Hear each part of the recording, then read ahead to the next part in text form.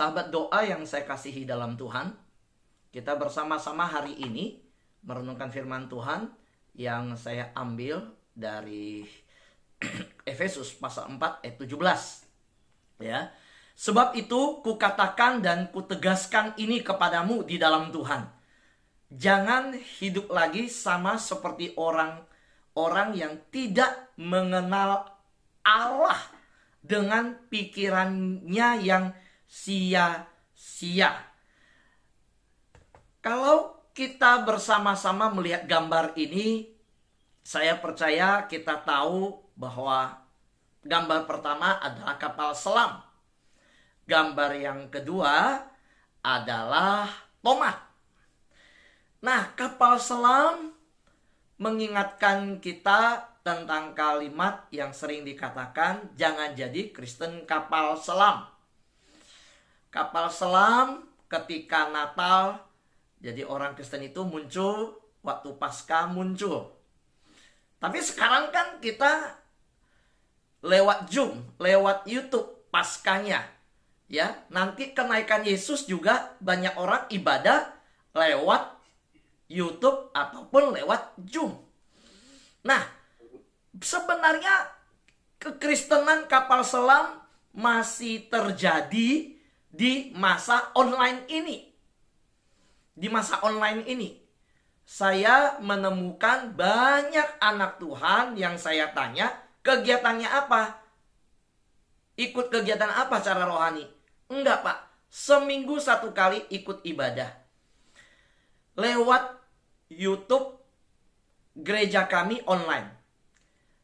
Tapi Pak, jujur Pak, di awal-awal kami mandi dulu, kami pakai rapi baju di depan TV. Pakai TV. Setelah berjalan hampir 3 bulan, udah mulai pakai handphone. Kita buka suaranya, kita ikut ibadahnya, tapi udah gak pakai baju rapi, udah apa adanya. Lalu meningkat setelah setengah tahun, ikut ibadah lewat handphone. Jujur Pak, kita sudah jarang lagi ikut selanjutnya. Mulai rasa malas itu terjadi. Coba yang hamba-hamba Tuhan tanya jemaatnya, benar nggak begitu? Saya dengar seperti itu terjadi. Pada awal pandemi orang masih ikut, setelah itu enggak. Nah, lalu apa yang terjadi? Lama-lama hari Minggu pun bisa jadi bersama-sama teman, ikut kelompok jogging, ikut kelompok naik sepeda, ikut ini. Ibadahnya bukan jam yang ditetapkan gereja. Ibadahnya waktu mau tidur malam hari. Oh ya, hari ini Minggu, saya belum ibadah. Diputarlah YouTube-nya dari TV, dari atas ranjang, sambil tidur, ikut ibadah hari itu. Nah, saudara yang terkasih dalam Tuhan, apa yang terjadi? Saya katakan bahwa bukan hanya Kristen kapal selam yang di masa sebelum pandemi terjadi, yang kita bilang Kristen kapal selam. Sekarang di online ini, saya nggak tahu lagi sebutannya Kristen apa. Tetapi, saudara, banyak yang semangatnya sudah lemah, sudah patah. Karena itu kita perlu kuatkan mereka. Kita perlu mengajak mereka untuk bertumbuh. Sehingga bukan hanya cari Tuhan di hari Minggu. Justru masa seperti ini, masa pandemi ini, semakin kita mengajak mereka tekun ikut Tuhan. Cari ikut Tuhan. Jangan serupa dengan dunia. Jangan seperti yang dikatakan, seperti orang gak kenal Allah. Jangan hidup lagi sama seperti orang-orang yang tidak mengenal Allah. Jangan menyanyiakan hidup. Saudara, tomat, Kristen tomat, pernah dengar? Tobat dan kumat. Udah tobat, kumat lagi. Itu namanya Kristen tomat, tobat kumat. Kenapa? Karena setelah jadi Kristen, malahan lama-lama kembali ke kehidupan seperti dulu sebelum jadi Kristen. Kita dengar kesaksian-kesaksian banyak orang meninggalkan hidup yang lama, menjadi percaya Tuhan. Kita dengar orang-orang yang belum jadi Kristen, ketika bagaimana hidup mereka bertobat, mereka jadi Kristen, mereka percaya Yesus, Mereka meninggalkan hidup yang lama. Tapi di sisi lain kita dengar anak-anak Tuhan yang udah jadi Kristen kembali ke kehidupan lama. Wah, menyedihkan. Kalau dengar orang yang belum percaya kepada Tuhan, ya, menjadi percaya kepada Tuhan, wah kita senang, puji Tuhan. Itu udah biasa. Kita dengar orang-orang yang percaya kepada Yesus meninggalkan hidup yang lama. Sayangnya ada orang Kristen yang justru kembali ke hidup yang lama. Merokok iya, judi iya, minum minuman alkohol di atas 15% sampai mabuk juga iya, main perempuan, hidup dalam dosa juga iya, berzina juga iya, nyembah berhala juga iya. Nah, kalau dengar yang begitu, yang Kristen balik yang ke hidup yang lama, wah, itulah yang saya katakan. Orang-orang seperti itu menyanyiakan hidup. Jadi kalau saya bertanya, menyanyiakan hidup, tanda tanya. Banyak orang berpikir, masa sih ada orang menyanyiakan hidup? Nggak ada. Zaman sekarang semua mau sehat, semua takut mati, semua nggak mau hidupnya sia-sia. Enggak, bukan begitu. Takut mati jasmani iya, tapi tidak takut mati secara rohani. Apakah Adam dan Hawa ketika makan buah di Taman Eden mereka mati secara jasmani? Enggak. Tetapi secara rohani mereka terpisah dengan Allah, terputus hubungan dengan Allah, dan mereka mati secara rohani. Tidak punya hubungan dengan Allah lagi. Dan inilah yang terjadi di masa online ini. Banyak anak Tuhan sibuk dengan hobi mereka, dengan segala fokus-fokus mereka yang bukan kerohanian lagi. Ingat saudara, firman Tuhan berkata ini, banyak orang yang terdahulu akan menjadi yang terakhir, dan yang terakhir akan menjadi yang terdahulu. Jujur, ada orang berkata, Pak, yang tadi saya katakan di awal khotbah saya, pada waktu sebelum masa pandemi, wah, giat ikut Tuhan. Setelah masa pandemi, 3 bulan pertama, serius. Sudah itu kan sekarang gak ada pelayanan apa-apa. Ya, sudah itu 3 bulan kemudian mulai malas ikut ibadah. Malam-malam hari Minggu, malam hari ikut ibadah. Bahkan mulai lupa ikut ibadah. Tapi sebaliknya, ada orang baru percaya Tuhan. Dan sekarang bahkan saya lihat yang umur-umurnya di atas 50. Justru mereka dulunya mungkin nggak ada bagian dalam pelayanan di gereja. Mereka biasa-biasa terlihat. Mereka doa biasa. Mereka biasa. Tetapi mereka yang menjadi terdahulu sekarang.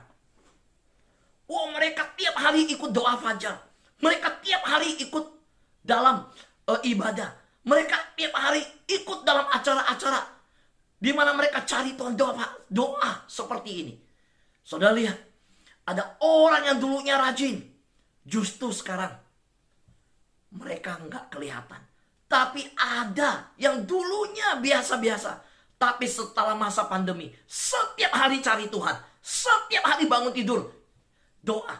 Yang dulunya setiap hari, karena jadi aktivis gereja, jadi pelayan Tuhan, ikut doa di gereja. Tapi sekarang masa seperti ini, gereja nggak ada paksaan. Bahkan gereja cuma hari Sabtu bikin ibadah doa. Ayo, kesadaran sendiri. Cari nggak?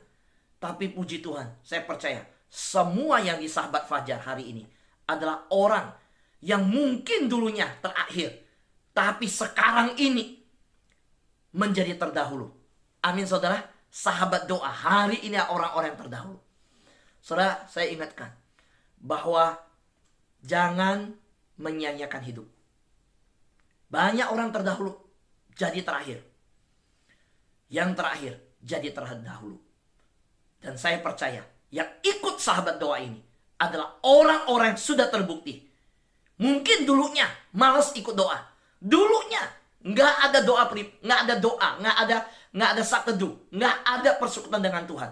Tetapi hari-hari ini justru makin giat. Senin sampai Jumat ikut doa, cari Tuhan. Amin.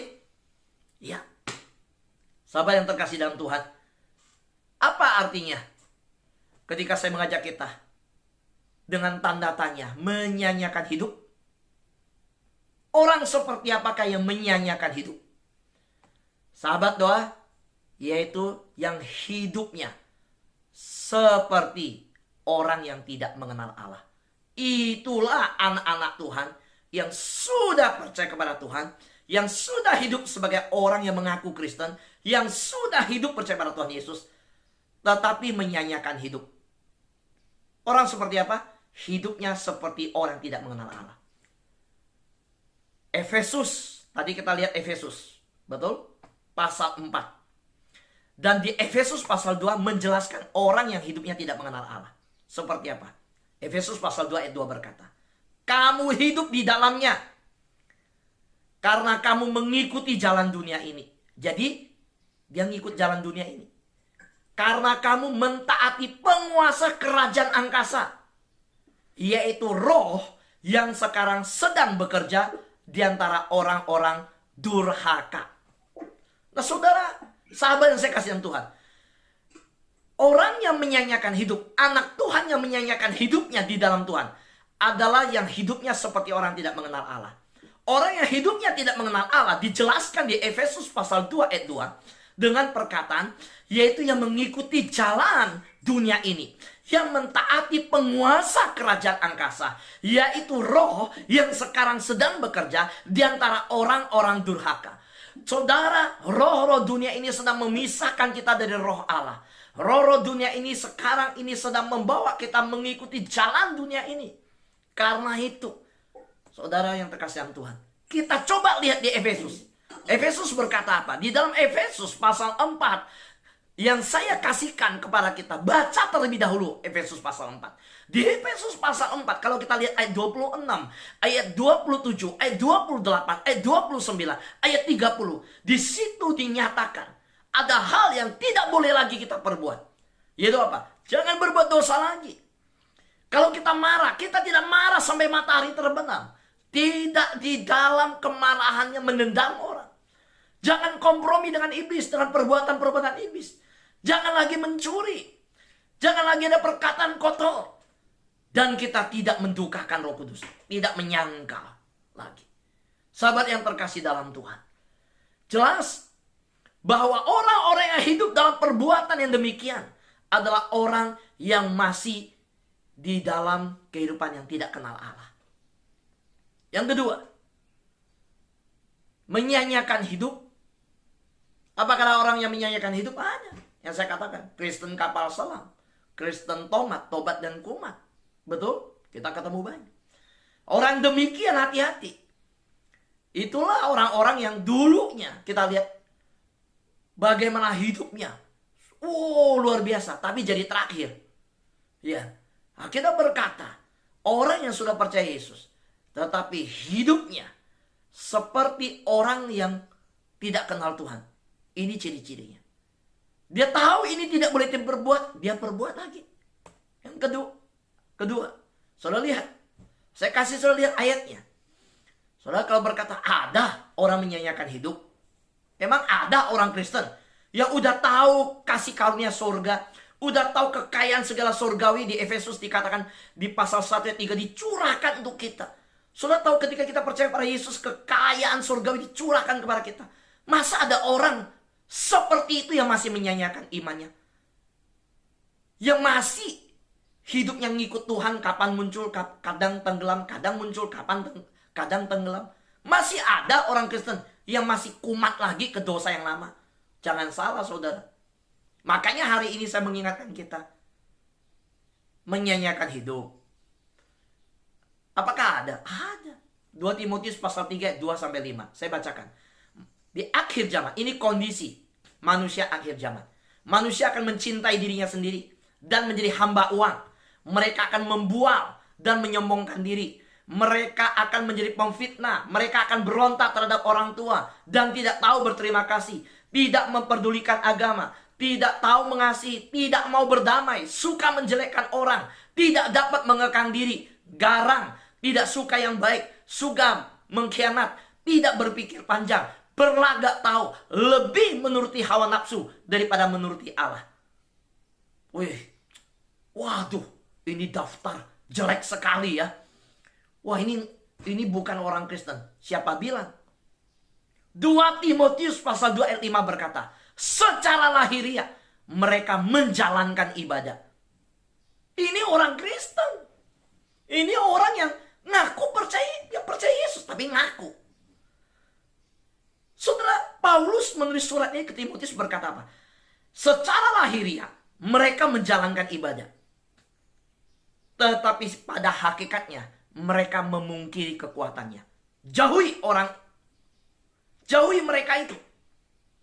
Pergaulan yang buruk merusak kebiasaan baik.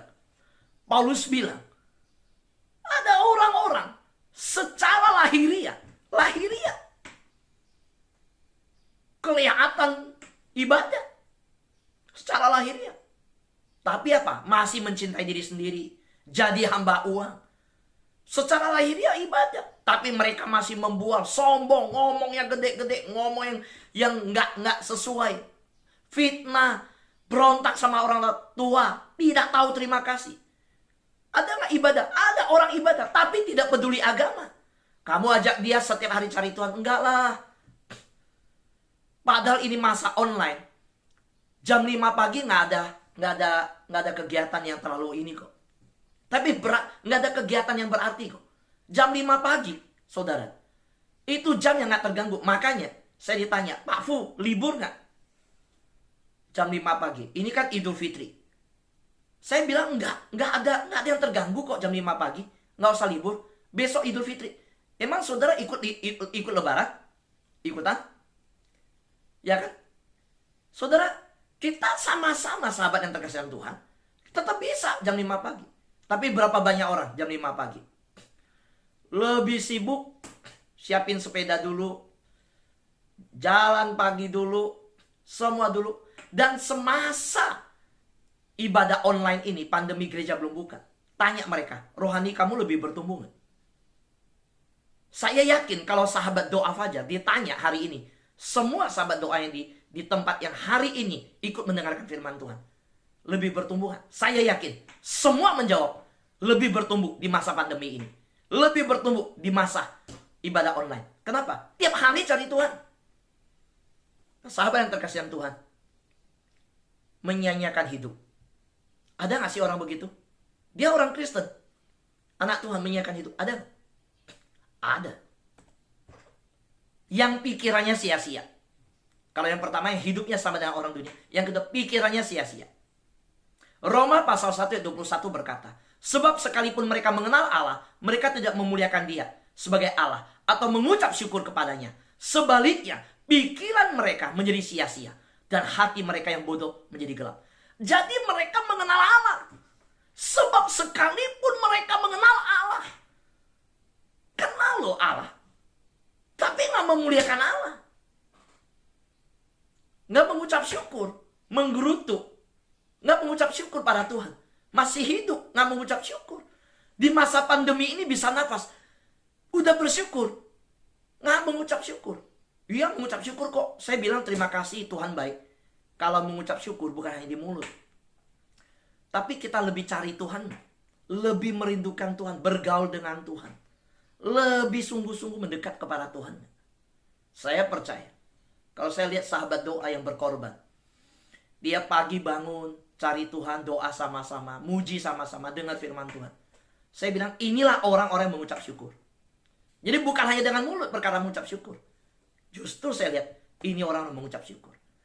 Nah, di dalam firman Tuhan di Efesus pasal 4, kalau kita lihat ayat 25, ayat 26, ayat 31, itu di ayat 31 saja, itu dikatakan apa?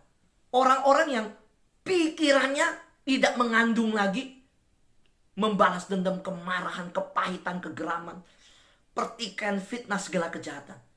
Itu udah tahu, Efesus sudah bilang. Paulus tulis di Efesus pasal 4 tadi. Itu harus dibuang. Harus dibuang. Orang kalau hidup dalam pikiran sia-sia, dia susah mengerti dalam pikirannya. Masih saja hidup dalam kebohongan. Pikirannya justru cari cara untuk bohong. Masih dalam pikirannya mengandung kepahitan, kegeraman. Ya, pikirannya dipikirkan bagaimana cara balas dendam. Saudara, kalau kita sudah di dalam Tuhan dan kita benar-benar berkata hidup ini adalah kesempatan. Hidup ini tidak boleh sia-sia. Kita harus buang ini semua. Buang ini semua. Anda harus buang. Sahabat yang terkasih dalam Tuhan, bagaimana menjadi manusia baru? Efesus pasal 4 saya simpulkan ketika saya baca di 20 21, saudara lihat di situ. Paulus tuliskan, inilah manusia baru. Inilah orang yang tidak menyanyiakan hidup. Dia belajar mengenal Kristus. Dia mau, dia haus. Ada banyak sahabat doa. Pak Fu, saya minta PowerPoint-nya habis khotbah bagikan.